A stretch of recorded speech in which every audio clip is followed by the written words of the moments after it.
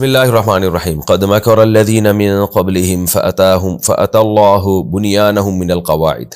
آپ کو پتہ ہے اس سے پہلے رکوع میں سورہ نحل میں شروع سے اللہ اپنی قدرت کے دلائل بیان کر رہا ہے، جانوروں کی مثالیں، سورج چاند کی مثالیں، زیتون انگور کی مثالیں، سمندر کی تسخیر، ستاروں سے رہنمائی حاصل کرنا، بہت ساری نعمتیں بیان کر کے اللہ نے فرمایا کہ تمہارا معبود ایک ہی معبود ہے جو یہ سارے کام کر رہا ہے۔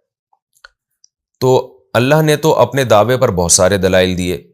پھر جو اللہ کے دعوے کو نہیں مانتے تھے، جو مشرکین تھے، ان کی ہٹ دھرمی کا تذکرہ کیا پچھلے رکوع میں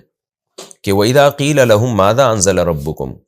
جب ان سے کہا جاتا ہے تمہارے رب نے کیا نازل کیا، تو اتنا پیارا کلام نازل ہو رہا ہے، ایسا فطرت کو اپیل کر رہا ہے، لیکن یہ ضد اور ہٹ دھرمی میں کیا کہتے ہیں؟ اساطیر الاولین، پرانے لوگوں کے افسانے ہیں یہ تو یہ پچھلے رکوع میں اس کا تذکرہ تھا۔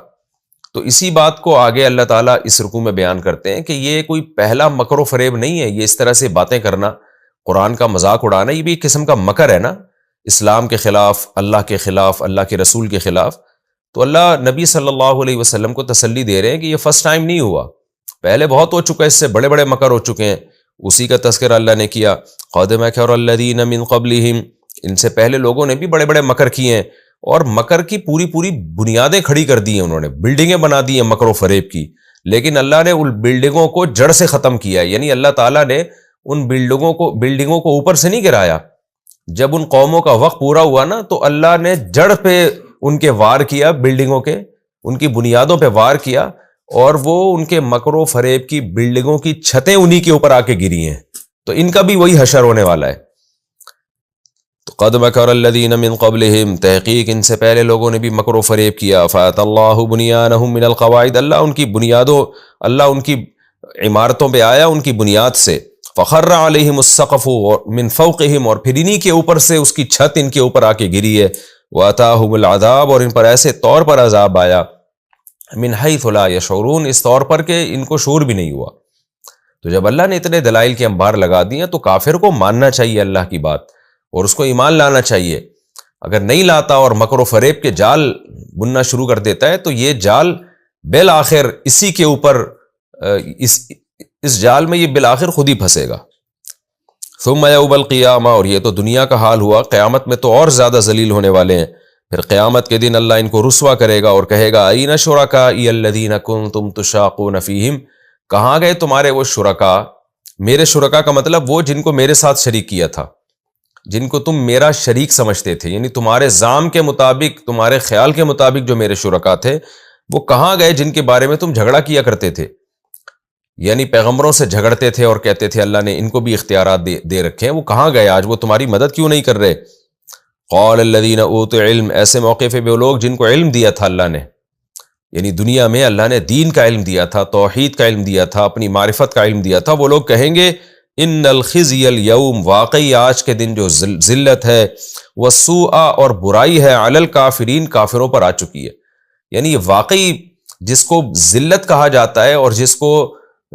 مصیبت کہا جاتا ہے، حقیقی معنوں میں آج کافر اس میں مبتلا ہوئے ہیں، جیسے اللہ نے کہا تھا، واقعی یہ بات درست ہوئی ہے۔ یہ کون سے کافر ہیں جو اس دن ذلیل ہوں گے، رسوا ہوں گے؟ اس کا قرآن تذکرہ کرتا ہے، الذین تتوفاہم الملائکۃ، یہ وہ لوگ تھے جن کو توبہ کی توفیق نہیں ملی تھی، جنہوں نے کنٹینیو جرم کیا، یہاں تک کہ جب فرشتے وفات ان کو دینے لگے، ان کی روحوں کو قبض کرنے لگے، تو ظالمی انفسہم، اس حال میں ان کی روحوں کو قبض کیا کہ یہ اس وقت بھی اپنے اوپر ظلم کر رہے تھے، یعنی عقیدہ توحید کو اور رسالت کو اور اسلام کو قبول نہیں کر رہے تھے، اس کو ظلم سے تعبیر کیا ہے۔ یعنی اس میں اللہ نے یہ بھی بتا دیا کہ اس سے پہلے اگر کوئی ایمان لے آتا ہے، توبہ کر لیتا ہے، تو اس کی توبہ قابل قبول ہے، تو وہی کافر ہمیشہ جہنم میں جلے گا جو موت تک اس کفر پہ قائم رہا، یہاں تک کہ جب فرشتے اس کی روح قبض کرنے لگے تو بھی وہ اپنی جان پر ظلم کرنے والا تھا، اس وقت بھی اس کو توبہ کی توفیق نہیں ملی۔ البتہ یہ بات احادیث سے ثابت ہے کہ جب وہ فرشتوں کو اپنی آنکھوں سے دیکھ لے یا برزخ کی چیزیں دیکھ لے، پھر ایمان قابل قبول نہیں ہے۔ تو یہ اس سے پہلے جیسے کہ حدیث میں آتا ہے، ان اللہ یقبل توبۃ عبدہ ما لم یغرغر، اللہ تعالیٰ بندے کی توبہ اس وقت تک قبول کرتے ہیں جب تک غرغرہ لاحق نہیں ہوتا، یعنی موت کے جو جھٹکے لگتے ہیں نا آخر میں، بالکل جب برزخ کی چیزیں دیکھنا شروع کر دیتا ہے، اس سے پہلے پہلے توبہ قبول ہوتی ہے۔ اللہ ہمیں سچی توبہ کی توفیق عطا فرمائے۔ فَأَلْقَوْا السَّلَمَ، تو اللہ فرماتے ہیں جب قیامت کے دن یہ ذلیل ہوں گے تو کیا کریں گے، یہ سلو پیش کریں گے۔ سلو پیش کرنے کا مطلب یہ ہے کہ ہتھیار ڈال دیں گے گویا کہ، اور کیسے ڈالیں گے کہ بھئی دنیا میں تو یہ کہا کرتے تھے، جیسے کہ اگلے رکوع میں آ رہا ہے کہ ہم تو شرک کرتے ہیں اور اللہ اس شرک پہ راضی بھی ہے، اگر اللہ راضی نہ ہوتا تو ہمیں روکتا کیوں نہیں ہے، تو ہم تو کرتے ہیں اور ببانگ دہل کریں گے، یہ اگلے رکوع میں آ رہا ہے۔ لیکن قیامت کے دن کیا کہیں گے، ان کو پتہ ہے کہ اللہ تعالیٰ نے گواہیوں کا نظام قائم کیا ہے، ہاتھ گواہی دے رہے ہیں، زبان گواہی دے رہی ہے، اور گواہیوں کا ایک نظام ہے، تو سب سے پہلے تو جرم اس پہ ثابت ہوتا ہے نا جو جرم کا خود ہی اقرار کر لے، پھر تو گواہیوں کی ضرورت ہی نہیں رہتی۔ اور مجرم اگر بڑے مضبوط لہجے میں جرم کا انکار کر دے تو بھی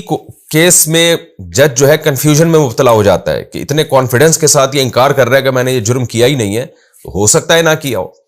تو قرآن کہتا ہے یہ کس طرح سے سلو کی کوشش کریں گے، یعنی سلو کا مطلب تاکہ اللہ کا عذاب ان سے دور ہو جائے۔ فَأَلْقَوْا السَّلَامَ، تو یہ سلامتی ڈال دیں گے، کیسے، مَا كُنَّا نَعْمَلُ مِن سُوءٍ، کہ ہم نے سرے سے کوئی برائی کی ہی نہیں ہے، ہم تو برائی کرتے ہی نہیں تھے۔ تو یہ مختلف کافروں کے اللہ نے قیامت کے دن مختلف احوال بیان کیے۔ کچھ کافر یہ کہیں گے کہ ہم کیا کرتے تھے لیکن اے اللہ تو اس پہ راضی تھا، تو اگر روکنا چاہتا تو روک سکتا تھا۔ کچھ کافر یہ کہیں گے کہ ہم نے اس لیے کیا کفر اور شرک کہ ہمارے باپ دادا ہمارا خاندان کیا کرتا تھا، تو مختلف عذر ہوں گے۔ اور کچھ ایسے بھی ہوں گے جو یہ انکار کر دیں گے، وہ کہیں گے کہ ہم نے تو کیا ہی نہیں ہے۔ اب ظاہر ہے سب کو پتہ ہے کہ اللہ عالم الغیب ہے، لیکن جب انسان عذاب کو دیکھتا ہے، مصیبت کو دیکھتا ہے، تو وہ یہ نہیں دیکھتا کہ میری بات سنی جائے گی کہ نہیں سنی جائے گی، بس وہ چیخنا چلانا شروع کر دیتا ہے۔ اس کی مثال ایسے ہے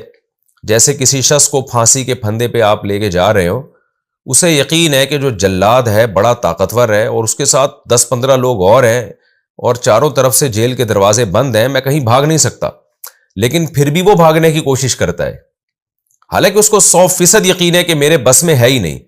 لیکن انسان کی یہ نیچر ہے کہ جب وہ مصیبت میں پھنستا ہے نا تو وہ یہ نہیں دیکھتا کہ اس مصیبت سے نکلنے کے لیے میرے پاس راستہ ہے یا نہیں ہے، بلکہ بعض انسان اپنی ایڑی چوٹی کا پورا زور لگا دیتے ہیں اس یقین کے باوجود کہ یہ زور ہمارے کام نہیں آئے گا۔ تو یہی کنڈیشن کافروں کی ہوگی کہ انہیں اگرچہ پتہ ہے کہ اللہ عالم الغیب ہے، اللہ کو سب پتہ ہے ہم کیا کر کے آئے ہیں، لیکن ایک آخری زور کے طور پر، آخری وار کے طور پر کہ شاید اس بیس پر ہماری بخشش ہو جائے اور اللہ ہمیں معاف کر دے کہ ہم خود اقرار جرم نہ کریں، ہم خود انکار کر دیں کہ ہم نے جرم نہیں کیا، تو وہ کہیں گے ما كنا نعمل من سوء، کہ ہم نے تو کوئی برائی سرے سے کی ہی نہیں ہے، تو ہمیں سزا کس بات کی دی جا رہی ہے۔ بلا، اللہ کہے گا نا نا نا نا، کیوں نہیں، ان اللہ علیم بما کنتم تعملون، اللہ جانتا ہے ان اعمال کو جو تم کیا کرتے تھے۔ فادخلوا ابواب جہنم، داخل ہو جاؤ جہنم کے دروازوں میں، خالدین فیہا، ہمیشہ ہمیشہ اس آگ میں رہو گے تم۔ آپ سوچئے کیا گزرے گی اس شخص کے اوپر جس کو جہنم کی آگ میں داخل کیا جا رہا ہوگا، اور انسان کتنے بھی بڑے ٹینشن میں آئے نا، کتنی بھی بڑی ٹینشن میں، جیل میں بھی ڈال دیا جائے نا، تو ایک امید ہوتی ہے کہ ایک دن تو میں اس سے نکلوں گا، لیکن آپ سوچئے کہ اس وقت کافر پہ، اللہ کے نافرمان پہ کیا گزرے گی جب اسے یہ کہا جائے گا کہ تو اس میں داخل ہو جا اور اب واپسی کی امید تیرے لیے ختم ہو چکی ہے۔ اس لیے خوب سمجھ لیں، ایمان اللہ کی بہت بڑی رحمت ہے۔ یہ جو توحید پہ قائم ہے، اسلام پہ قائم ہے، یہ معمولی نعمت نہیں ہے۔ آج ہمارے جو نوجوان لوگ دوسرے کنٹریز میں جاتے ہیں، غیر مسلم کنٹریز میں، یورپ، امریکہ، مغرب وغیرہ میں جاتے ہیں، تو ان کے کو اپنا اسلام بہت ہلکا لگنے لگتا ہے، چھوٹی چھوٹی باتوں پہ اسلام چھوڑ دیتے ہیں، کفریہ کلمات کہنا شروع کر دیتے ہیں۔ تو یہ بہت ڈینجرس بات ہے کہ اللہ نے آپ کو جو ایمان کی جو سب سے بڑی نعمت دی تھی، آپ اس سے دستبردار ہو گئے۔ تو اپنے اولاد کی بھی ایمان کی بڑی فکر کرنی چاہیے جب آپ غیر مسلم کنٹریز میں جا کے رہتے ہیں۔ مسلم کنٹریز میں تو عموماً الحمدللہ میجورٹی کا ایمان محفوظ رہتا ہے، لیکن جہاں زیادہ تر غیر مسلم ہوتے ہیں وہاں یہ بڑا خطرناک معاملہ ہو جاتا ہے۔ میں نے دیکھا ہے کہ پوری نسلیں خراب ہو گئیں اور غیر مسلم بن گئیں۔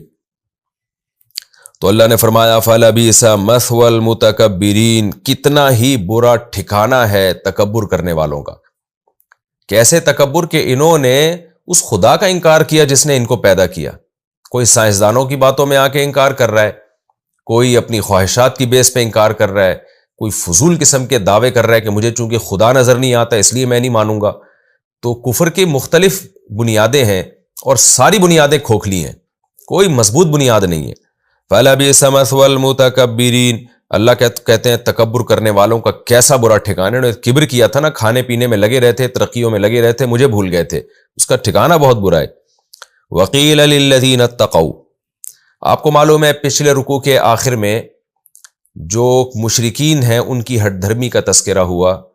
کہ اتنی قدرت کے دلائل دیکھنے کے بعد بھی جب ان سے کہا جاتا ہے کہ اللہ نے کیا نازل کیا, یعنی اتنا اچھا کلام نازل ہو رہا ہے جس میں اللہ نے ایسے دلائل دیے, تو یہ مذاق اڑاتے ہیں, کہتے ہیں پچھلے لوگوں کے افسانے ہیں. تو اللہ کہتے ہیں سارے لوگ ایسے نہیں ہیں جن کے دلوں میں اللہ کا خوف ہے. جب ان سے کوئی ایک نیوٹرل آدمی آ کے پوچھتا ہے کہ بتاؤ محمد صلی اللہ علیہ وسلم پہ کیا نازل ہوا, ایسے بھی ہمیں واقعات ملتے ہیں کہ کچھ غیر مسلم نوجوان صحابہ تھے, جب صحابہ کرام کے قافلے وہاں سے غیر مسلم نوجوان عرب تھے, تو جب صحابہ کرام کے قافلے وہاں سے گزرتے تو ان سے پوچھا کرتے کہ ہم نے سنا ہے کہ